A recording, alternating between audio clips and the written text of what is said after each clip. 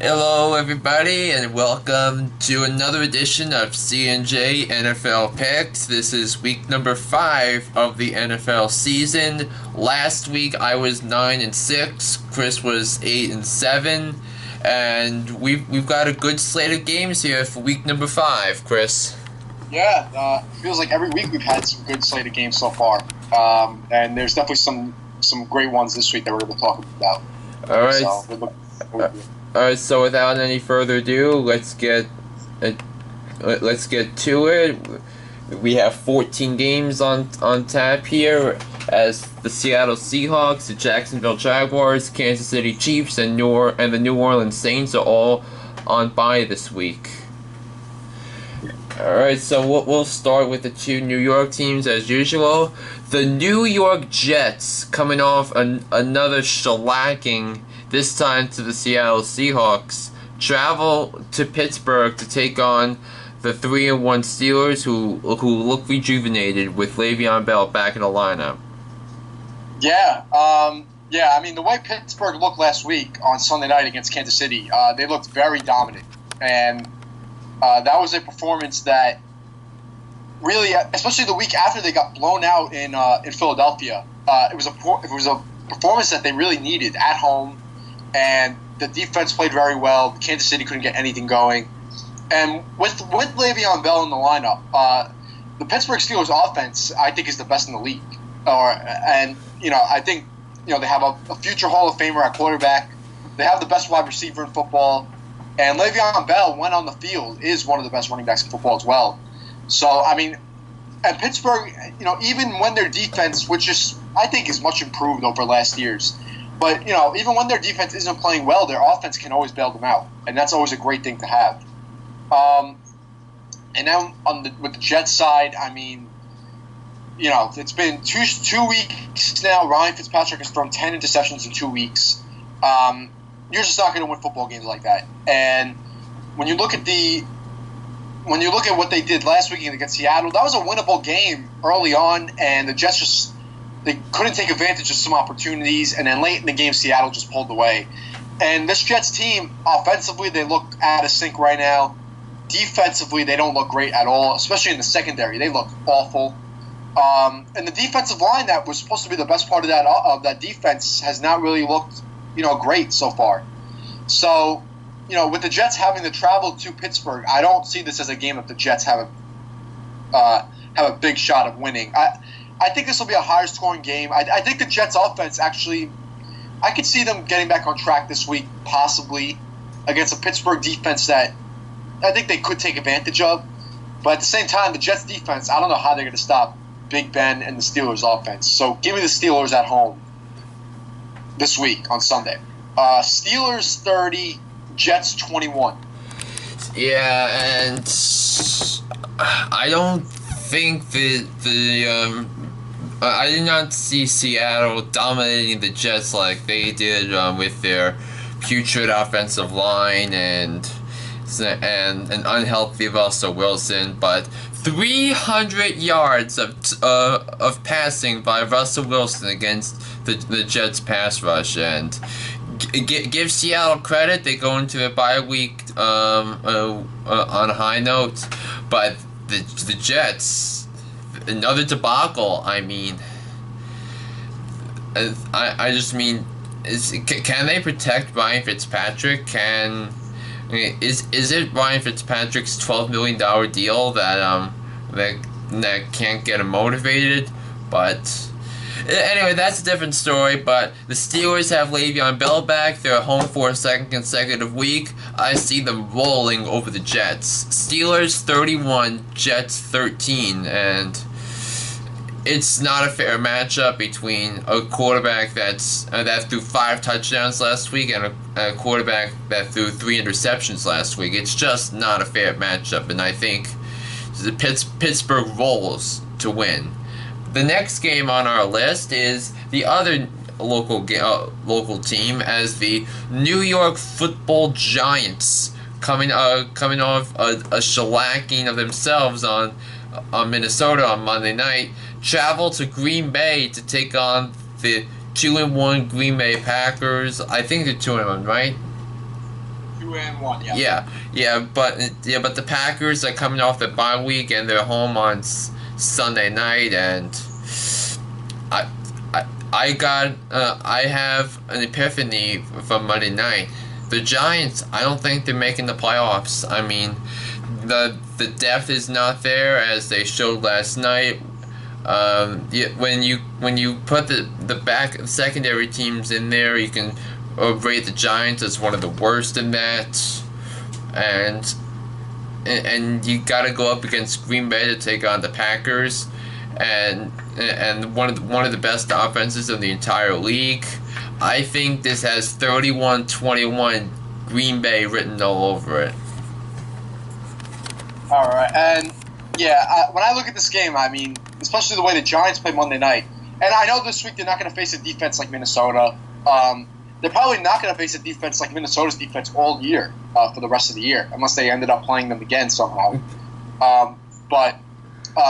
Yeah, I mean, they just got outplayed in all facets of the game on Monday night, and and even defensively. I mean, we know offensively how they've struggled a little bit this year, especially last week. They couldn't get anything going on offense. But I mean, on defense, I get that they had some injuries in the secondary last week. I mean, Eli Apple was out, Dominique Rodgers-Cromartie didn't play, Darian Thompson didn't play, but they really got exposed last week defensively, and the defensive line, which was playing very well through the first 2 weeks.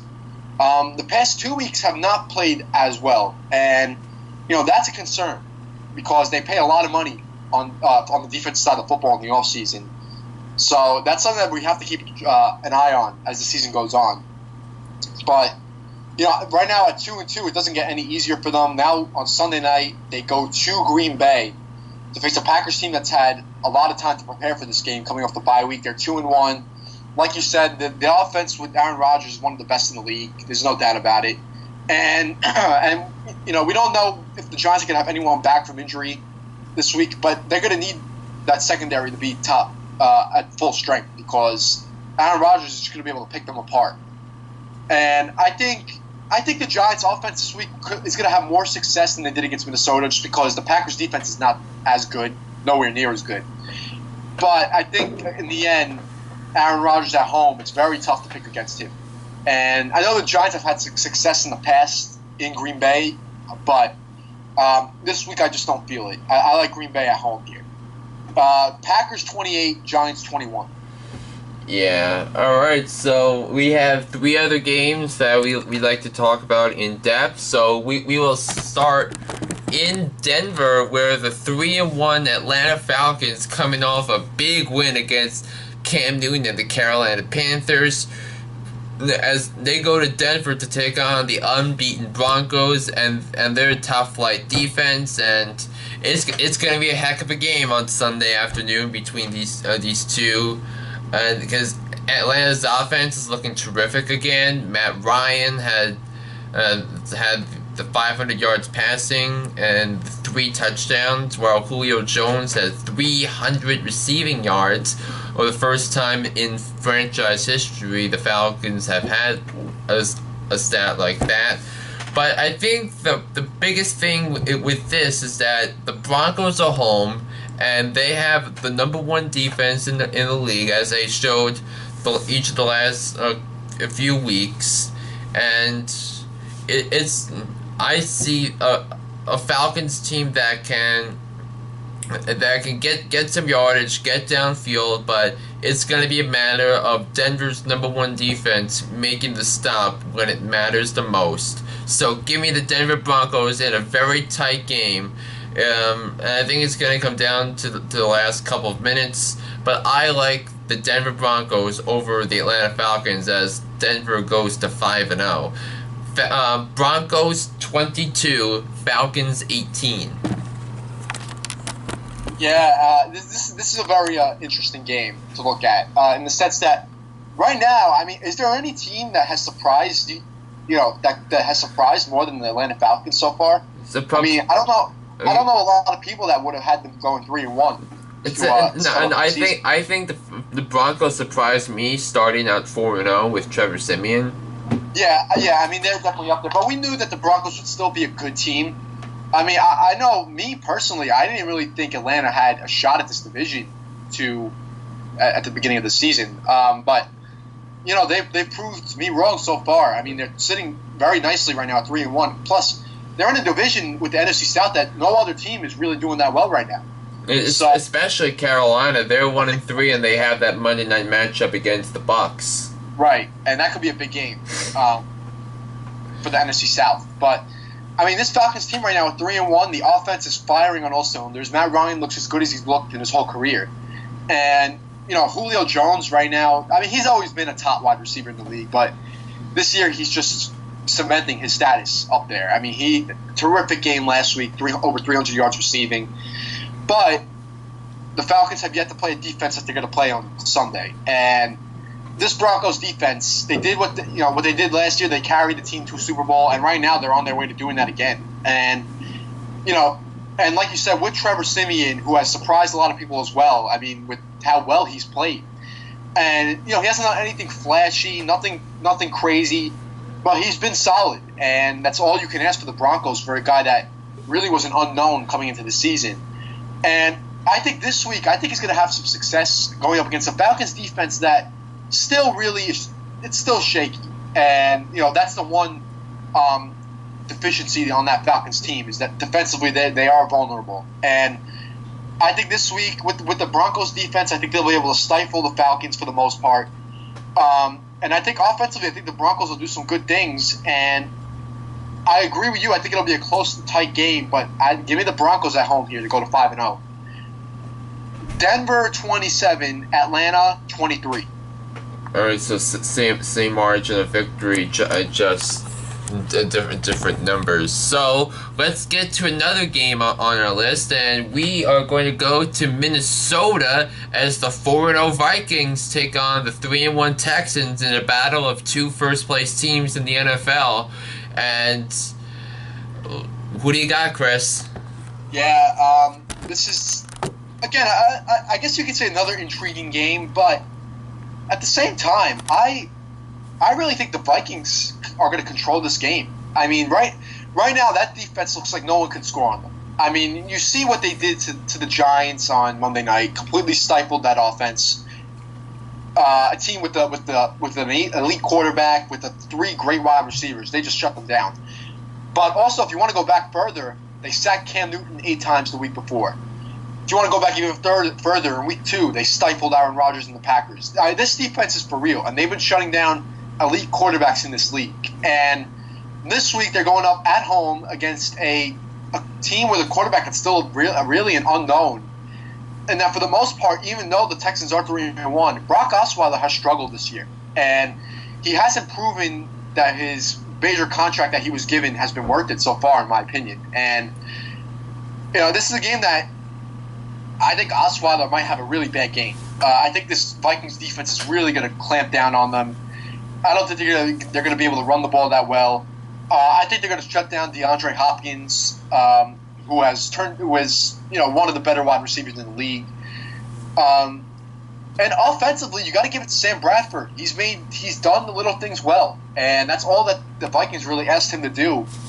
When Teddy Bridgewater went down with that season-ending injury, he was brought in to just do the little things right, and so far he's done that. Hasn't turned it over yet. And even with Adrian Peterson out, they've been able to run the ball well with Jerick McKinnon. I think this Vikings team is very dangerous. I think right now they're the best team in the NFC, and I think this week they dominate the Houston Texans at home. Vikings 23, Texans 13. And I think what you also have to see in this game is that even without J.J. Watt, the Texans still have a prominent defense with guys like Vince Wilfork and others. But I just want to see if Brock Osweiler can make a game out of this and go into the rest of the season saying that we can do some things against some of the league's top defenses. But I think the Texans are going to make this close. I think So Brock Osweiler is going to get to DeAndre Hopkins for a touchdown. But I see that this Minnesota team is just to try thinking of something special, and I think Mike Zimmer is one of the best in the business. He is a tough head coach. He gets the best out of his players. They won the NFC North last year, and they have the edge over Green Bay right now because of their head-to-head win. But the Vikings have something special in my view, and something for the rest of the league to take notice of, as the Vikings also go to 5-0 this week. In a close one, Vikings 18, Texans 14. Alright, so now let's get to the last of the in-depth games this week, which is the 2-2 Washington Redskins traveling to Baltimore to take on the 3-1 Baltimore Ravens, coming off their first loss of the season. Who do you got? Yeah, when I look at this game, I see a game that I think it's an even matchup. I mean, the Ravens coming off their first loss of the season last week to Oakland, and it was a very fun game to watch. It was very close throughout. They ended up losing the game late to Oakland and suffered their first loss of the season. So now at home, they have a chance to rebound here against a Redskins team that, they barely beat the Browns last week. They really did struggle to beat the Browns, and that's worrisome to me. Even though they did get the win, I still believe, as we're on week 5 right now, I still believe this Redskins team's the worst team in the NFC East. Especially the way that the Cowboys have looked so far this year, and especially the way the Eagles have looked this year. And I think this is a Redskins team that, they lose the first 2 games of the season. They win a game against the Giants where both teams didn't play that well. And I mean, one team had to win that game, but both teams really were pretty sloppy in that game. And then last week, struggling to beat the Browns at home is definitely not a good look. So right now they're at 2-2, but they easily could be 0-4. And I think this week, against a Ravens team that, I know their 3 wins this year have come against pretty easy opponents, and last week was really their first test. But I think this week against the Redskins team here at home, I think they should be able to bounce back. And I think this is an even game. I think it'll be a closer scoring game. But give me the Ravens. I think Joe Flacco and the Ravens pull through here against a Redskins team, and especially a Redskins defense that is really hurting right now. They have a ton of injuries on the defensive side of the ball. So give me the Ravens in a close one here. Ravens 23, Redskins 17. All right, so you get the